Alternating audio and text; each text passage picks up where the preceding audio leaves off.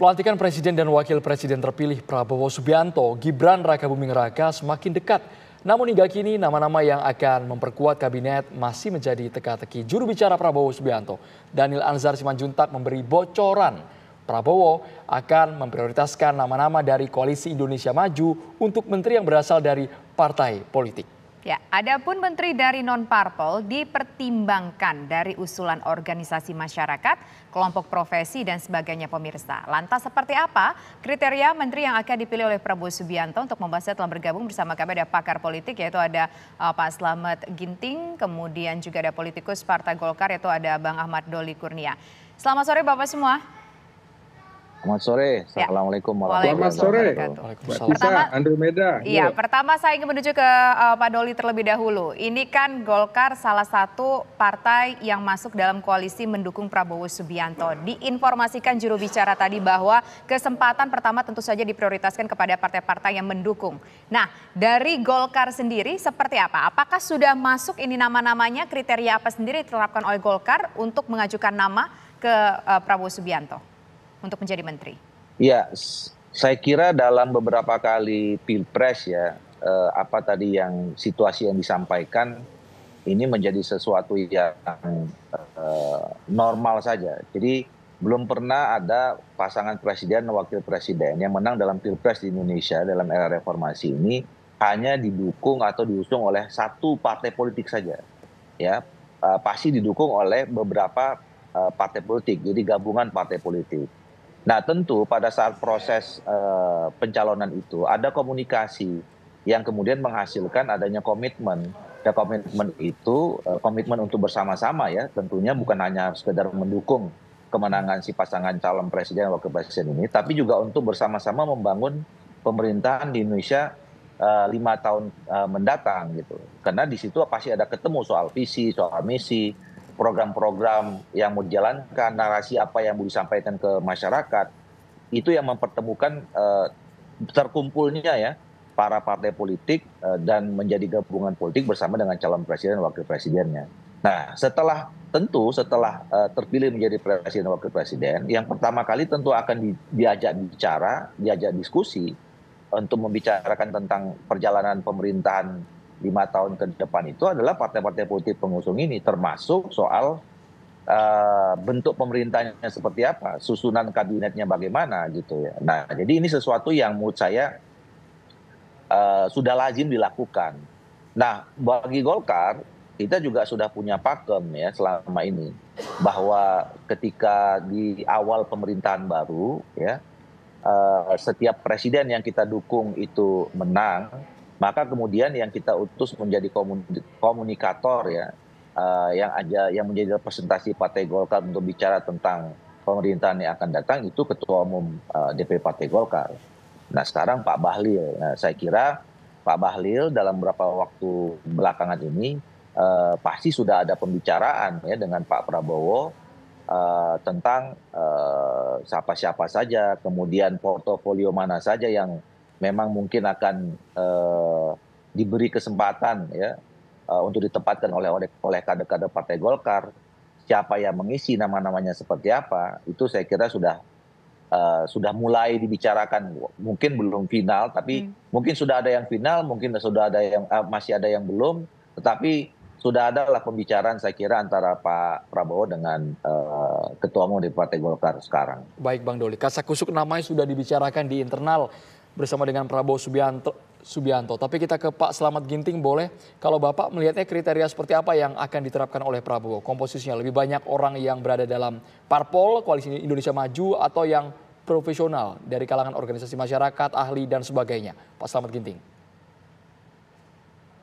Ya, tentu background Prabowo yang militer itu tidak akan bisa dilepaskan dalam kriteria-kriteria. Ya, terutama kalau militer tentunya loyalitas itu nomor satu. Jadi harus tegak lurus begitu. Kemudian integritas seseorang itu tentu menjadi pertimbangan karena Prabowo kan ingin memberantas korupsi, ingin memilih orang-orangnya yang sanggup untuk melepaskan diri dari persoalan korupsi.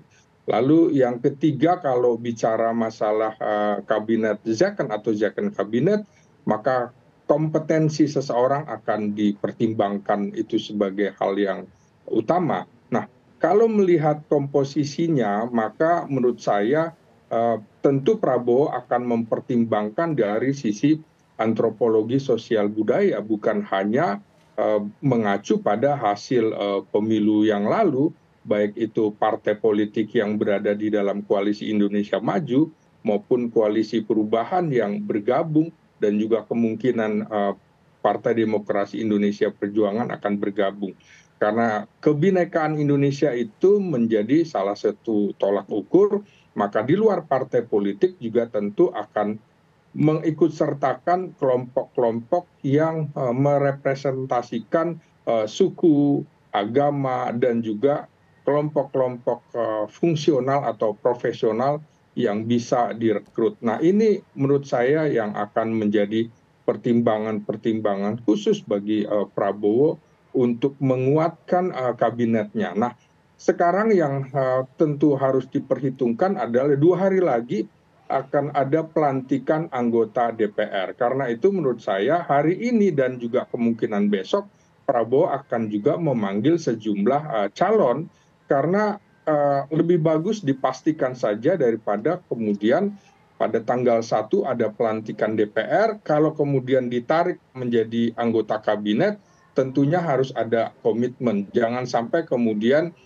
ia bergabung di kabinet atau mau bersedia bergabung di parlemen, tidak bersedia bergabung di kabinet. Maka ini menurut saya prakondisi untuk menanyakan kesetujuan dari calon-calon itu, apakah Anda lebih ingin di parlemen atau di eksekutif. Nah, seperti beberapa tokoh itu tentunya sudah muncul atau sudah keluar hasilnya akan segera dilantik menjadi anggota DPR. Ini juga menjadi pertimbangan supaya partai politik juga segera memutuskan dan berkoordinasi dengan KPU serta kesekjenan DPR maupun DPD apabila mereka akan menuju ke parlemen. Jadi menurut saya semua menjadi pertimbangan, bukan hanya persoalan yang berada di koalisi Indonesia Maju yang berkeringat, tapi juga ormas segala macam tentu menjadi pertimbangan, karena figur seorang militer harus mempertimbangkan kebinekaan di Indonesia, begitu. Ya, sekarang saya ingin menuju ke Pak Doli. Pak Doli, ini kan Prabowo Subianto, Gibran Rakabuming Raka yang membentuk sebuah kabinet, Second Kabinet. Akan masuk di sana, harapannya adalah para profesional-profesional. Nah, dari Golkar sendiri ada profesional yang diusulkan itu berapa banyak, siapa, dan itu dari profesional mana? Saya kira begini, saya ingin jelaskan dulu soal pemahaman kita tentang Second Kabinet ya. Memang kalau dilihat dari definisinya, kita Second Kabinet itu ya memang diisi oleh orang-orang yang profesional begitu ya. Dan tetapi untuk politik di Indonesia, pemerintahan Indonesia dengan tadi yang saya ceritakan ya, bahwa proses politik ini tidak bisa mengabaikan partai politik. Nah, sehingga sebenarnya dan sudah terbukti selama ini nggak boleh juga dipertentangkan antara orang-orang di partai yang berasal dari partai politik dengan orang-orang yang dianggap misalnya di luar partai politik yang dianggap profesional, misalnya dari kalangan akademisi, kemudian dari teknokrat, ya, dari birokrat yang selama ini dia besar di birokrasi dan segala macam gitu. Nah, yang paling penting itu adalah ya mungkin pemahaman kita tentang Second Kabinet yang dibentuk itu adalah bagaimana tadi yang sebetulnya disampaikan kriterianya oleh Pak Prabowo melalui Pak juru bicaranya itu. Yang pertama adalah apakah orang-orang yang nanti diberi kepercayaan di semua portofolio kabinet itu adalah orang-orang yang the right man on the right place gitu ya, orang yang memang punya kapasitas di tempatnya masing-masing ya, punya profesionalitas gitu, dan itu dilihat dari pengalamannya ya, dari mana-mana gitu. Nah, yang kedua adalah yang paling penting juga punya integritas ya, ini yang saya kira juga penting ya, karena problem yang dihadapi kita selama ini kan termasuk yang disampaikan oleh Pak Prabowo soal bagaimana kita memberantas korupsi dan seterusnya itu kan ini problem integritas. Nah yang ketiga adalah loyalitas tadi. Ya tentu nggak boleh yang namanya menteri itu kan pembantu presiden. Ya dia tugas utamanya adalah membantu presiden, mensukseskan presiden dengan seluruh programnya ya selama satu periode ini ke depan gitu. Dan tidak boleh tawar-menawar soal ini, gitu. Karena dia tugasnya memang sebagai pembantu presiden. Nah ini yang saya kira kalau itu nanti memang betul-betul dijalankan kriteria itu, maka wajah kabinet ke depan ini insya Allah bisa jadi zakon dimanapun berasal dari manapun berasal orang-orang yang akan ditempatkan itu, apakah dari profesional atau tidak. Karena orang-orang yang berasal dari partai politik juga bisa bekerja secara baik. Baik, Nah, Bang Doli. kalau Golkar, ya bicara tentang Golkar, ya kita bisa lihatlah. Kita kemarin punya Pak Erlangga Hartarto, ya, yang saya kira kita juga bisa menilai cukup perform ya di dalam melaksanakan tugasnya yang diberikan amanat oleh rakyat Indonesia, oleh negara melalui Pak Presiden Pak Jokowi gitu. Nah, jadi intinya Golkar menyiapkan orang-orang terbaiknya, kader-kader terbaiknya yang insya Allah kalau diberi kepercayaan mereka bisa bekerja secara profesional, punya kapasitas yang mumpuni dan ikut berkontribusi untuk mewujudkan wajah pemerintahan kabinet ke depan ini menjadi kabinet yang kita sebut tadi zakon itu. Baik Bang Doli, kami dengar juga Golkar ini kabarnya minta jatah menteri sekitar 5 orang. Bahkan dari Gerindra mengkonfirmasi kalau kerjanya sangat loyal, kinerjanya baik, mau lebih boleh. Sesaat lagi mungkin Pak Slamet ditanggapi hanya di Kabar Petang pemirsa. Kita ke Pak Slamet, tadi Bang Doli sudah menyebutkan ada faktor integritas, kemudian profesionalitas dan juga loyalitas. Tapi kalau seperti Golkar ini Pak Slamet melihatnya bisa dapat jatah berapa banyak menteri Pak? Mereka yang sudah betul-betul berkeringat bersama dengan Kim. Iya, tentu saja Golkar itu adalah partai politik pemenang pemilu legislatif urutan kedua ya setelah PDIP, artinya Golkar itu yang terbanyak di koalisi Indonesia Maju. Tentu ini menjadi salah satu tolak ukur yang akan dipertimbangkan Presiden terpilih Prabowo Subianto untuk mencari kader-kader Partai Golkar. Nah tentu dalam politik itu ada pertarungan, dan pertarungan politik itu juga bisa dilakukan melalui cara-cara komunikasi politik. Tentu Prabowo menurut saya tidak akan mencari tokoh-tokoh Golkar dari satu faksi sehingga dia bisa tetap mengendalikan tokoh-tokoh partai politik yang akan masuk di dalam kabinet. Misalnya kita bisa ketahui ada sejumlah dewan, dewan penasehat, dewan pembina, dewan pakar, dan dewan-dewan lain di Golkar yang ini sering disebut dewa-dewa Golkar dalam tanda petik. Tentu mereka juga berkepentingan untuk menyorongkan orang-orangnya. Jadi di dalam partai politik manapun tetap ada dalam pengertian faksi-faksi, kelompok-kelompok. Nah ini juga tentu akan menjadi sebuah pertimbangan bagi Prabowo Subianto. Nah tergantung apakah kabinetnya betul-betul pure murni zakon kabinet atau kabinet ahli, kabinet profesional yang kita belajar dari kabinet Juanda pada tahun 1957-1959 setelah selama 12 tahun pemerintahan kita itu gonta-ganti kabinet sampai 6-8 kali sebelum muncul kabinet Juanda atau kabinet zakon kabinet itu dengan Dewan Nasional langsung dipimpin oleh Presiden Soekarno. Saya kira Prabowo juga akan mempertimbangkan itu karena salah satu kelahiran Golkar itu juga adalah kumpulan orang-orang berkarya, kumpulan orang-orang profesional.